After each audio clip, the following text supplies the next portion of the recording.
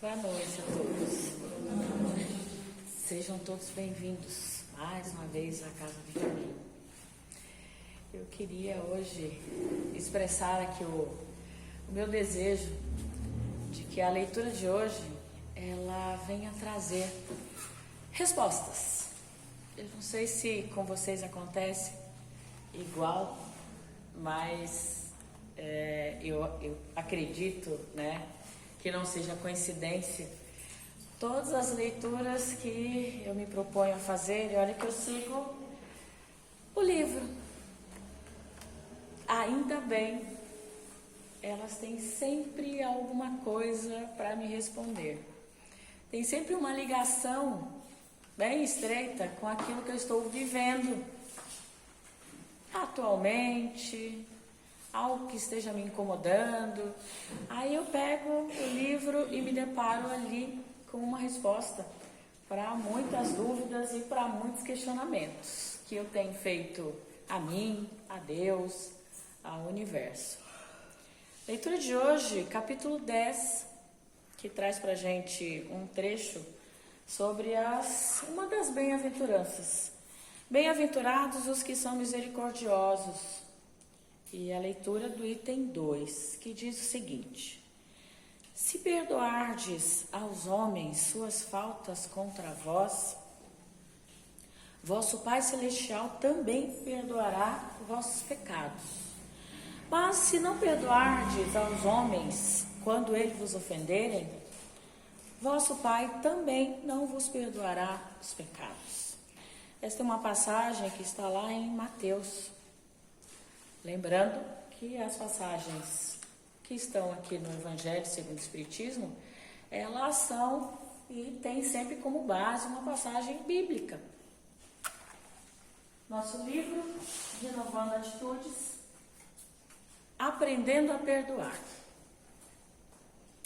Nosso conceito de perdão tanto pode facilitar quanto limitar a nossa capacidade de perdoar. Por possuirmos crenças negativas de que perdoar é ser apático com os erros alheios, ou mesmo de que perdoar é aceitar de forma passiva, perdoando tudo o que os outros nos fazem, é que supomos estar perdoando quando aceitamos agressões, abusos, manipulações, desrespeito aos nossos direitos e limites pessoais, como se nada tivesse acontecido. Perdoar não é apoiar comportamentos que nos tragam dores físicas ou morais. Perdoar não é fingir que tudo corre muito bem quando sabemos que tudo em nossa volta está em ruínas. Perdoar não é ser conivente com as condutas inadequadas de parentes, amigos. Perdoar é ter compaixão. Ou seja, perdoar é o entendimento maior do amor incondicional. Portanto, perdoar é um modo de viver. O ser humano, muitas vezes, confunde o ato de perdoar com a negação dos próprios sentimentos. Quem estava aqui semana passada, a nossa leitura falava sobre isso, que nós devemos falar sobre os nossos sentimentos com os irmãos e que nós nunca devemos negá-los, por piores que sejam, porque a partir do momento que a gente toma ciência e tem consciência dos sentimentos que nós temos, ao serem sentimentos ruins e tóxicos, faremos alguma coisa para mudar.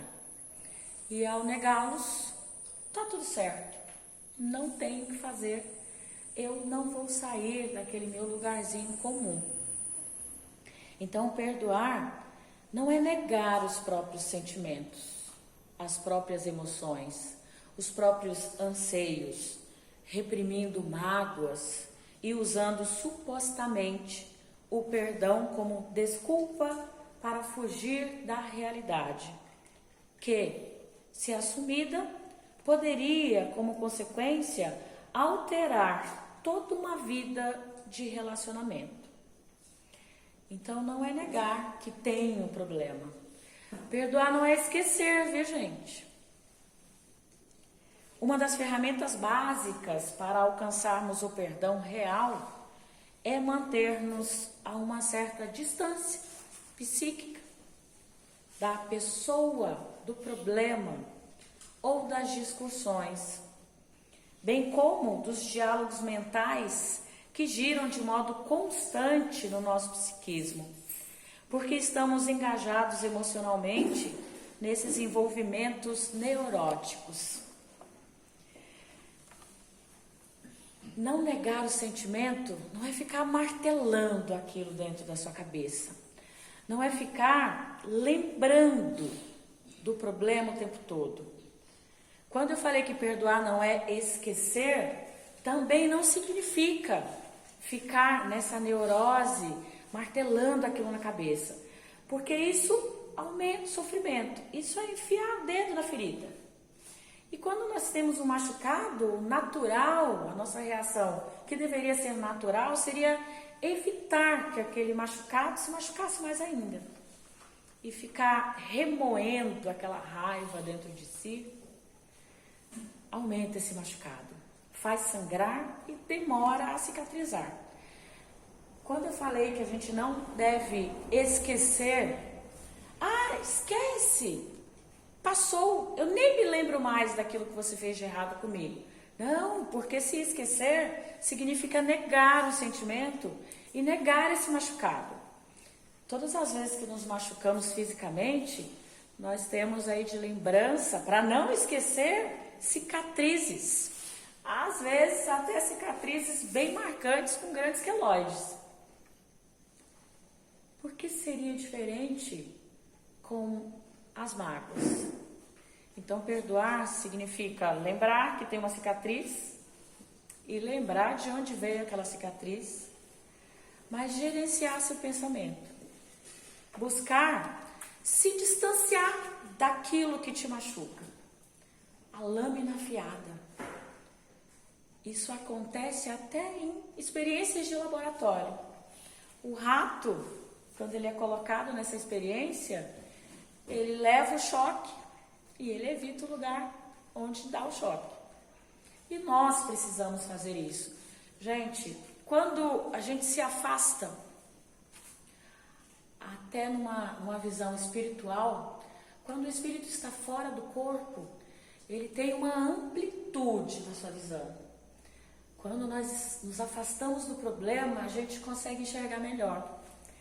Quem aqui já não, mesmo tentando se colocar no lugar do outro, deu conselhos e pediu paciência?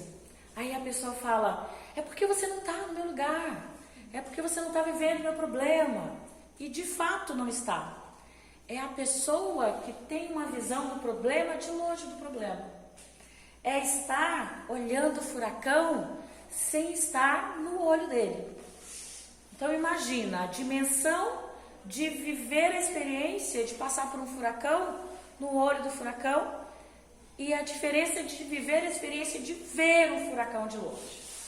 O problema é a mesma coisa. E é muito mais fácil perdoar uma situação se ela não está te machucando naquele momento. É muito mais fácil perdoar alguém se você se afastou e ela não está te ofendendo naquele momento. Porque na hora da ofensa, é difícil a gente perdoar a pessoa. Na hora que a gente está recebendo o machucado, está sendo cortado, é difícil o perdão. É difícil até se perdoar, que aliás, penso eu que é o mais difícil. Você não se perdoa por estar se colocando naquela situação de mágoa, de sofrimento. Isso poucas vezes de maneira consciente. Às vezes, por não se perdoar, que você se coloca diante do sofrimento, porque você acha que merece. Muitas mulheres em situação de violência doméstica, e muitas vezes conversando com outra pessoa, elas justificam a violência doméstica dizendo: eu mereci. O meu marido me espancou porque eu mereci, porque eu deixei de fazer aquilo que ele queria que eu fizesse. Então a gente precisa se afastar daquilo que é tóxico, daquilo que nos magoa, às vezes até das pessoas que nós amamos, que não significa que a pessoa inclusive não nos ame, mas ela não tem maturidade para nos tratar como nós merecemos ser tratados. Então às vezes é necessário que a gente se desapegue. Opa, eu amo. Isso acontece até com pai e mãe, com filhos. Existem pais que se veem numa situação de se afastarem dos filhos. Tamanho é o sofrimento que os filhos causam neles. O mesmo acontece ao contrário. Existem filhos que precisam se afastar dos pais. Não significa deixar de amar. Não significa não perdoar. Continuando a nossa leitura, ao desprendermos-nos mentalmente do problema, daquilo que está sangrando em nós passamos a usar um modo construtivo ou poderes positivos do nosso pensamento, evitando assim a gente fala umas coisas pra gente meio que nos alfinetando. Nossa, eu deveria ter reagido de tal maneira. Por que eu permiti que a pessoa fizesse isso comigo? Por que eu não me afastei? E eliminando de nossa produção imaginativa os acontecimentos infelizes e destrutivos que ocorreram conosco. É o remoer. É difícil? É. Principalmente para quem tem aí um pensamento acelerado. Principalmente para quem tem um nível de ansiedade lá em cima. A gente não dorme, fica pensando, remoendo, e aquilo só machuca a gente. Resolve? Aumenta o problema. E aí, nessa hora, é a hora de voltar e pensar: como que está a minha fé? E a minha fé em Deus? E a minha fé em Jesus? Está fraca. Porque quando eu me vejo diante de situações de conflitos tão grandes, de problemas tão grandes, eu preciso ter a humildade de falar assim: não, esse problema eu não consigo resolver. E nesse momento de afastar, você entrega. Estou entregando nas mãos de Deus. E não é se omitir, e não é reagir, mas é dar um tempo para que aquele machucado cicatrize, para que a sua dor diminua e você possa ter uma reação positiva. Deixar nas mãos de Deus, muitas vezes, é a saída para aquele momento. E aí Deus vai gerenciar tudo e vai dar conta de tudo, e você vai ter, pelo menos mentalmente falando, a paz. E você, com essa paz, você vai ter a serenidade e a sabedoria de tomar melhores decisões. Em muitas ocasiões, elaboramos interpretações exageradas de suscetibilidade e caímos em impulsos estranhos e desequilibrados, que causam em nossa energia mental uma sobrecarga, fazendo com que o cansaço ele tome conta do nosso cérebro. A gente não consegue nem pensar direito. As ideias não se concatenam, se concatenam. A gente não raciocina, não tem como tomar uma atitude acertada no momento desse. E aí a gente vai, diante da pessoa que me xingou, a gente vai reagir, ter uma reação agressiva, fugir do diálogo e agir de acordo com os nossos instintos animais, aqueles bem primários. Então é contar 1000 vezes sim, contar até 1000, é respirar muito e fazer o oxigênio chegar ao cérebro e pedir a Deus que Ele tome conta, porque agora eu não posso resolver, e se afastar. Sair do olho do furacão e assistir, até para pensar que o furacão vai voltar. A gente pode até sair daqui, ali naquele momento, no momento do sofrimento, mas o problema ele não vai sanar assim. Você vai ter que voltar a enfrentar aquela situação, só que dessa vez de cabeça fria, de maneira raciocinada, de maneira mais sábia. A mente recheada de ideias desconexas dificulta o perdão. Aquilo que eu tinha comentado antes. Se eu estou na hora da agressão, na hora do machucado, não vou perdoar. A gente pisa numa pata de um cão machucado, ele pode estar com você há anos, ser extremamente dócil. A reação dele, na hora que você machuca ele, é te morder. Não tem, e nós somos também desse jeito. Eu não vou responder de imediato, na hora da raiva, na hora da dor, na hora que eu estou vendo que eu estou dilacerada, de maneira amigável, de maneira amável, dócil, tranquila. Isso só espíritos como Jesus, Madre Teresa de Calcutá, Chico, conseguia dar esse tipo de resposta. Mas nós estamos distante disso, né, gente? É ter a humildade para admitir que a gente precisa recuar, pedir menos, assumir que não tem força para dar conta daquele problema naquele momento. Então, essa mente recheada de ideias desconexas, desequilibradas, elas não vão ajudar a gente a praticar o ato do perdão. Somente desligando-nos da agressão ou do desrespeito ocorrido é que o pensamento sintoniza com as faixas de clareza e de nitidez, no processo denominado renovação da atmosfera mental. É fator imprescindível ao separar-nos emocionalmente dos acontecimentos e das criaturas que nos desequilibram, a terapia da prece. Que tal orar pela pessoa que está te agredindo e está te desequilibrando? É uma forma de resgatar uma harmonização do nosso lado mental. Esse é um método sempre eficaz. Restaura-nos os sentimentos de paz e serenidade, propiciando-nos maior facilidade de harmonização interior. A qualidade do pensamento determina a ideação construtiva ou negativa. Pensamentos ruins vai me trazer aqui ideias ruins. Pensamentos bons, claros, vai me trazer ideias boas, claras, coerentes, sensatas, ponderadas.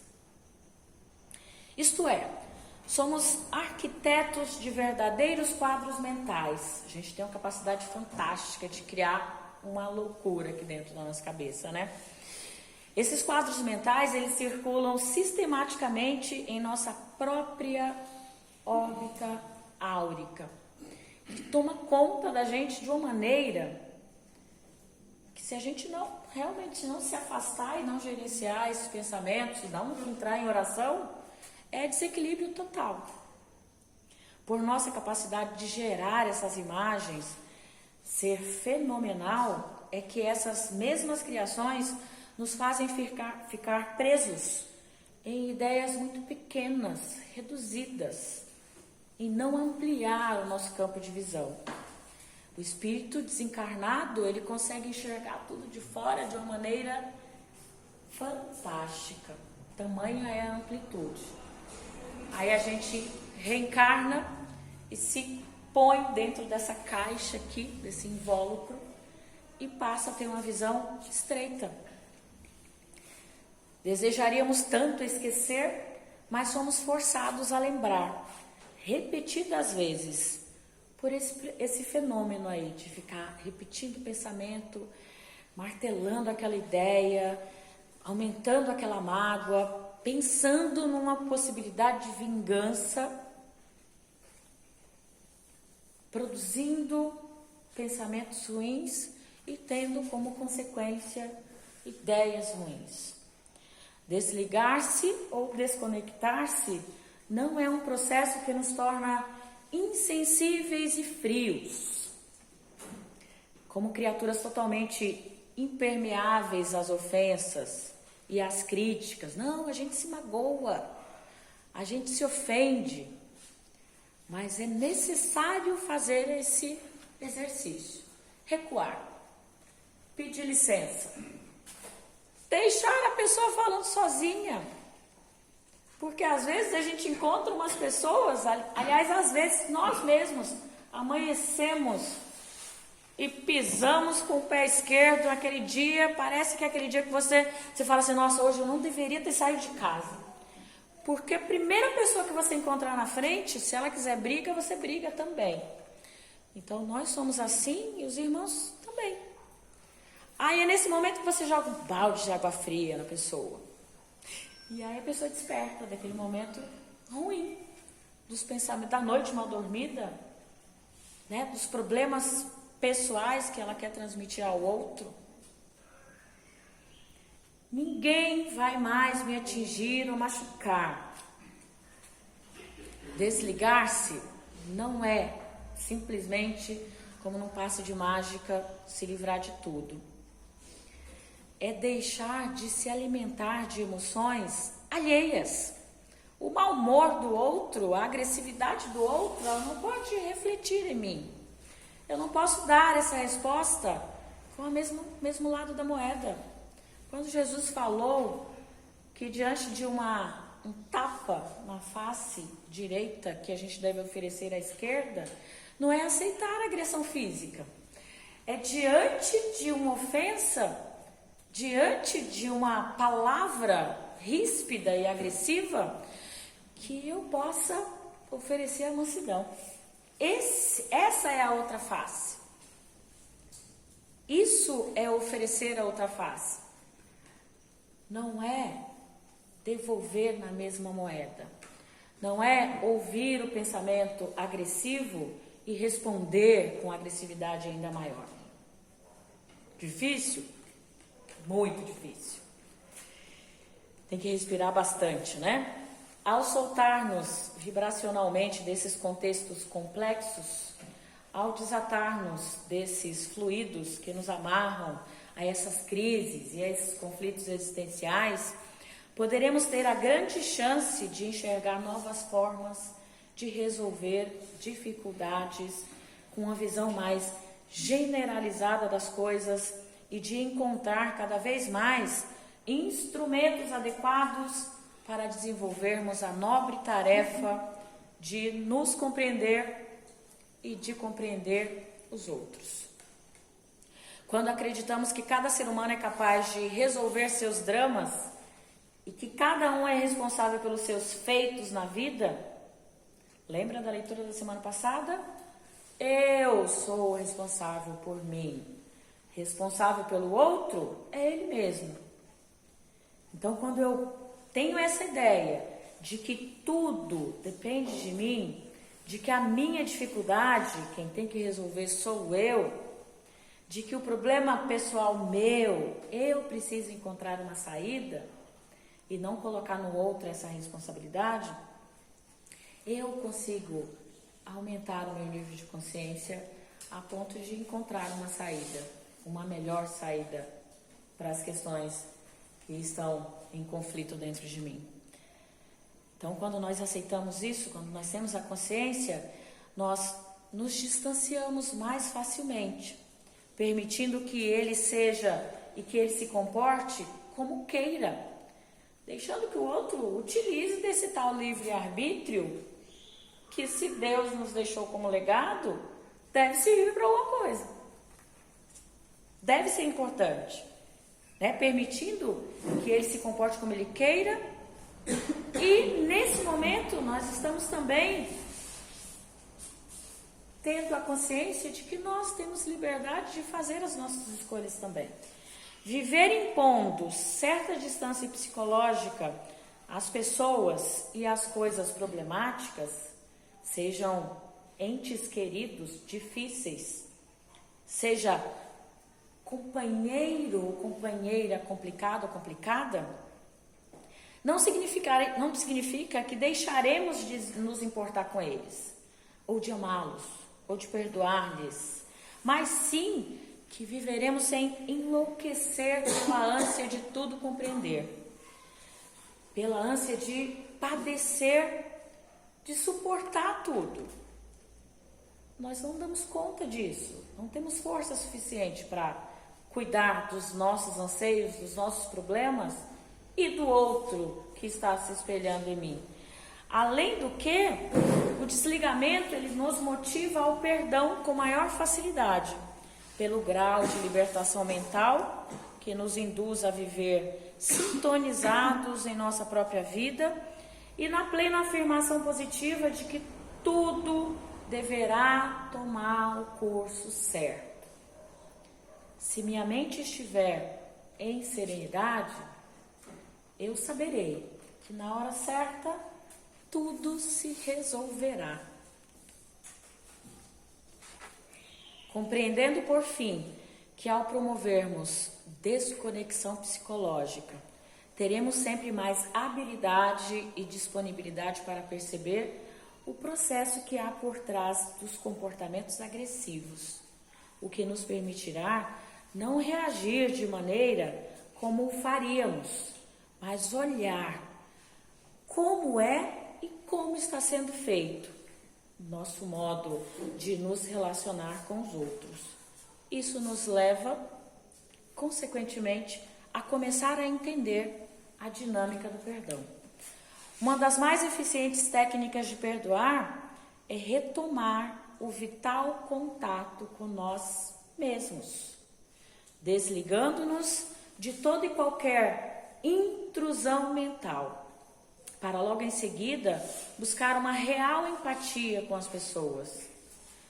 Deixamos de ser vítimas de forças fora do nosso controle para transformar-nos em pessoas que criam sua própria realidade de vida, baseadas não nas críticas, não nas ofensas do mundo, mas na sua própria percepção da verdade e da vontade própria. Que Jesus seja sempre nossa fonte infinita de luz e de sabedoria. Que Deus nos abençoe, que assim seja, graças a Deus.